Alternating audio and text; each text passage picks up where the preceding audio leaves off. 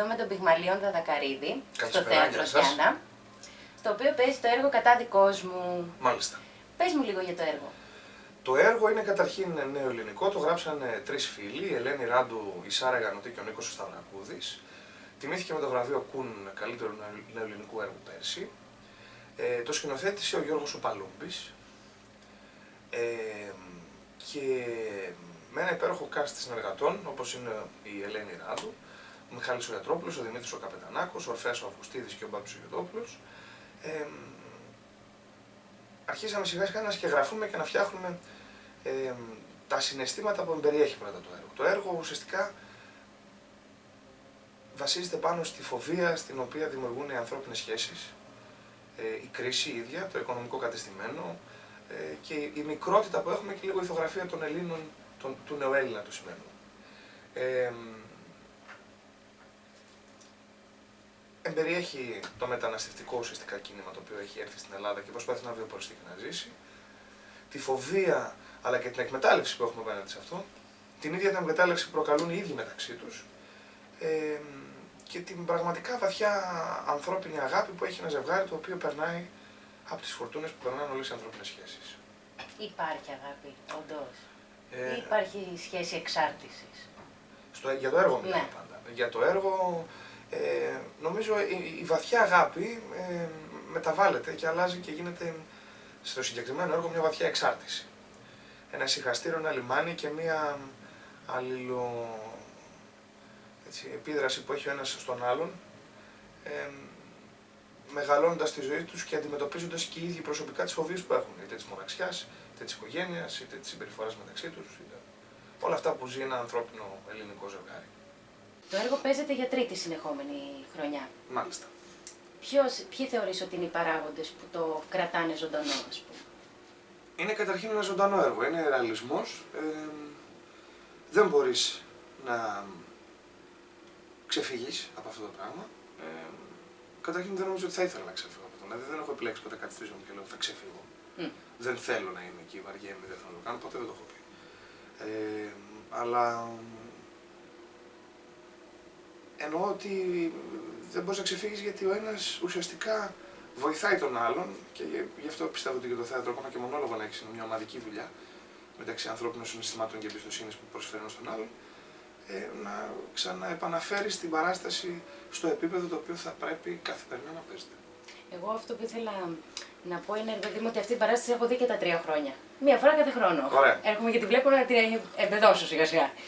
Ελπίζω να σου άρεσε και να μην το έκανες δημοσιογραφικά. Όχι, τώρα ξεκίνησα τη δημοσιογραφία, οπότε μου άρεσε. Εντάξει, Λοιπόν, αυτό που παρατήρησα είναι ότι είχα στο μυαλό μου, ρε παιδί μου, πάντα ότι όταν παίζεται κάτι για τρίτη χρονιά και το παίζεις, ξέρω εγώ, 4 φορές τη βδομάδα, οπότε είναι πολλές, όταν θα έρθω να τη δω τώρα την τρίτη χρονιά, θα δω μια κούραση. Την οποία θα την αντιληφθώ, ας πούμε, μόνο εγώ, ξέρω εγώ, επειδή εγώ το έχω δει 3 χρονιές, ας πούμε. Μάλιστα. Το οποίο αυτό δεν ίσχυε σε καμία περίπτωση. Δηλαδή ένιωθα ότι το παίζεις πρώτη φορά, ρε παιδί μου. Ότι όλοι, όχι μόνο εσύ, όλοι, ρε παιδί μου, το παίζετε πρώτη φορά. Σαν να γίνεται τώρα. Νομίζω ότι γι' αυτό έχει επιτυχία τρελή. Κοίτα, εντάξει, αυτός είναι ένας παράγοντας το οποίο είναι ο προσωπικός ζήλος του καθενός και ο τρόπος που αγαπάμε και ενδιαφερόμαστε για αυτό που Καλά, και το ότι όλοι στα ταλέντα. ζούμε και εργαζόμαστε μέσα από αυτό. Ανεξάρτητα, το ταλέντο είναι ένα μέτρο σύγκρισης το οποίο κάποιοι άλλοι μπορούν να σου πούνε ότι δεν τους άρεσε. Γιατί δεν είναι ταλέντο έχει αυτή. Δηλαδή είναι υποκειμενικό. Ναι. Η πραγματικότητα έχει να κάνει το ότι και οι 6 άνθρωποι αγαπάμε πάρα πολύ την εργασία μας. Αγαπάμε πάρα πολύ αυτό που κάνουμε και όχι τόσο πολύ τον εαυτό μας. Ο καθένας λίγο ή πολύ ανάλογα με την παιδεία και τον τρόπο που έχει στη ζωή του. Αλλά είμαστε και οι 6 πολύ έντιμοι και προσπαθούμε καθημερινά. Δεν κάνει κανείς καμιά έκπτωση. Δεν είχαμε ποτέ εκπτώσεις. Και προσωπικά, αν με ρωτάς, εγώ δεν έχω κάνει ποτέ καμία έκπτωση σε καμία παράσταση και δεν πρόκειται ποτέ να κάνω. Βιοποριστικά. Βιοποριστικά τι? Το επάγγελμά σου. Βιοποριστικά το επάγγελμά μου από τότε που ξεκίνησα πραγματικά να σκέφτομαι την επαγγελματική μου σταδιοδρομία το 1995 και ενεργά από το 1999, βιώνει πάντα μια κρίση στη χώρα. Δηλαδή, αν ήταν τότε 95% ενεργεία, τώρα θα είναι 99%. Ναι. Δηλαδή, ουσιαστικά το μεγαλύτερο ποσοστό ήταν της τηλεόρασης, που ουσιαστικά έχει ισοπεδωθεί και γενικά νομίζω ότι αλλάζει σιγά σιγά δέρμα για να μετασαρκωθεί σε κάτι άλλο. Είτε τεχνολογικά είτε όχι. Αλλά βιοποριστικά είναι ένα ακραία δύσκολο επάγγελμα, σε μια ακραία δύσκολη ιστορική στιγμή για τη χώρα μας. Οπότε είναι ένα ρίσκο το οποίο το παίρνεις αναγκαστικά θέλοντας και μη και κατά πόσο το πιστεύεις. Γιατί όμως θεωρείς ότι υπάρχει τόση ενέργεια, ενώ ανεβαίνουν τόσες παραστάσεις? Το ότι ανεβαίνουν τόσες παραστάσεις δεν σημαίνει ότι δουλεύουν όλες αυτές τις παραστάσεις. Το ότι σημαίνει δηλαδή ότι μπορεί να ανεβούν και 500 θεατρικές παραστάσεις τον χρόνο, είτε από μια πολύ μικρή ομάδα, είτε από ένα πάρα πολύ γνωστό θέατρο ή ένα θέατρο, δεν σημαίνει ότι εργάζονται όλοι αυτοί. Δηλαδή είναι σαν να έχεις 700 εργοστάσια. Ναι. 2 μπισκότα θα πάνε να αγοράσεις, δεν θα πάνε να αγοράσεις και τα 700. Αν είχαμε μπισκότα. Άρα οι καλές Μπορεί να δουλειές δοκιμάσεις θα 50. πάνε καλά όμως. Οι καλές δουλειές θα πάνε καλά γιατί η Ελλάδα γέννησε τον πολιτισμό και το θέατρο. Ναι, το έχουμε ξεχάσει λίγο αυτό βέβαια. Όχι, νομίζω. δεν νομίζω. Λίγοι το έχουν ξεχάσει. Έχουμε Αλλά- δηλαδή πολιτιστική παιδεία. Α, δεν ξέρω, αυτό είναι προσωπικό του καθενό. Γιατί παιδεία δυστυχώ δεν έχουμε στη χώρα.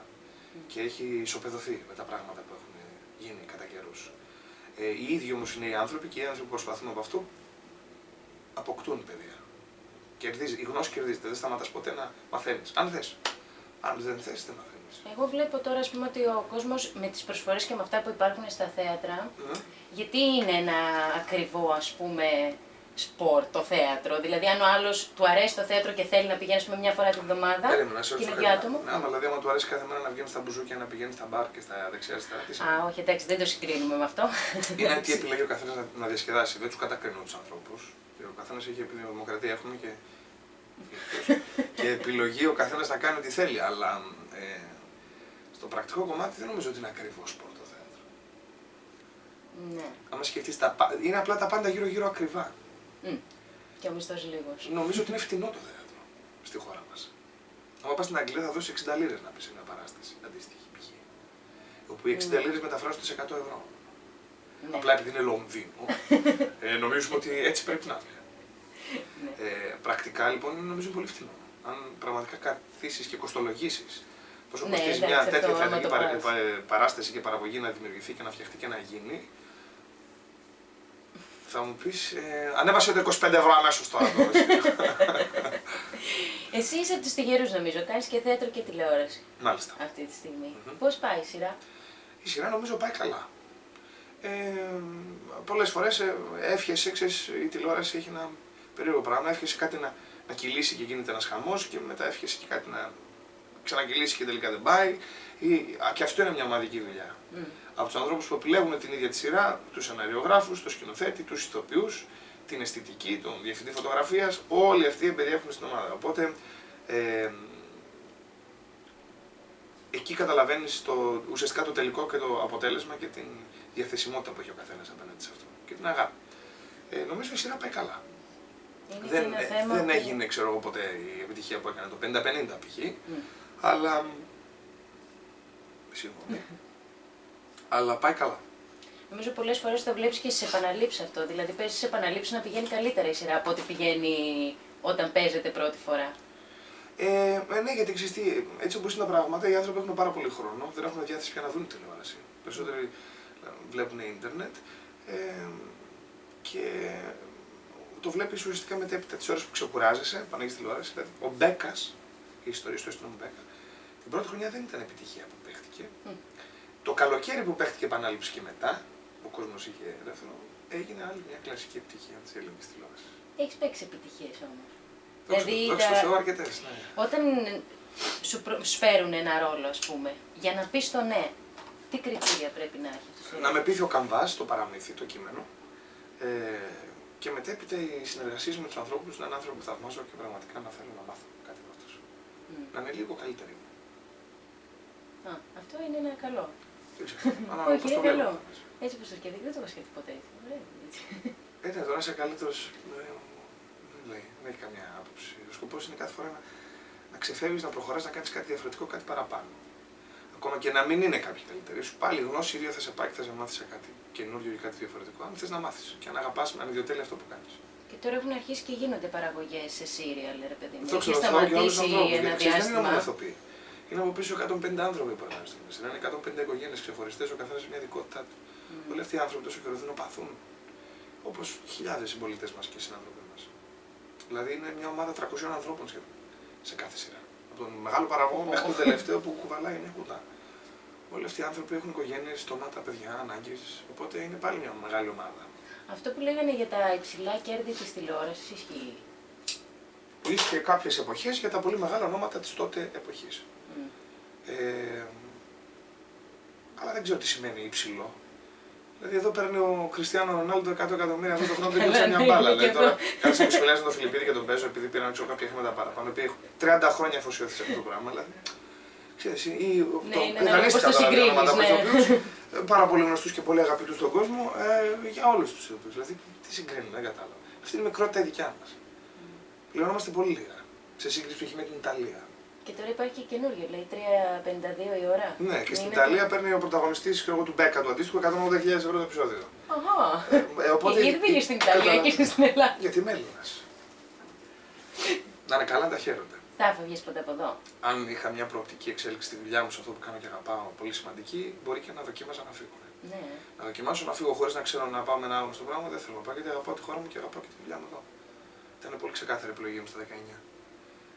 Και εσωτερικά δηλαδή, στο τι κάνω. Και με μεγάλο θράσος και με απίστευτο πιστεύω. Ενώ δεν με ήξερε ούτε η μάνα.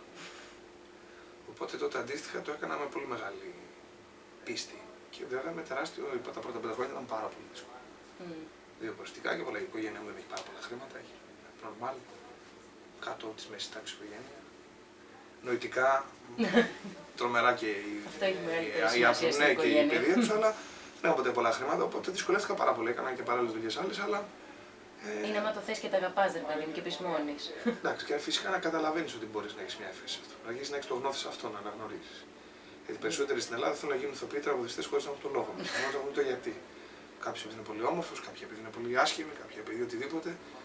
Η εσωτερικότητα όμως το να κάνεις π.χ. την τέχνη της υποκριτικής ή να ανεβάζεις ένα level στον εαυτό σου, μουσικά, έχει να κάνει με τις εσωτερικές αναζητήσεις. Με το τι θες εσύ πραγματικά να είσαι και να κάνεις. Αυτό το γιατί το αναγνωρίζουν οι άνθρωποι εκ των υστέρων μετά από πολλά χρόνια. Τώρα ήθελα να σε ρωτήσω για το έργο, ρε παιδί μου, για να πούμε λίγο να μάθει και ο κόσμος. Αν και πιστεύω θα το έχουν δει πάρα πολύ και το στόμα, από στόμα σε στόμα είναι η καλύτερη διαφήμιση. Αλλά εντάξει, ας το διαφημίσουμε λίγο κι εμείς. Εγώ που το είδα το έργο, αυτό που με ιντρίγκαρε, να το πω έτσι,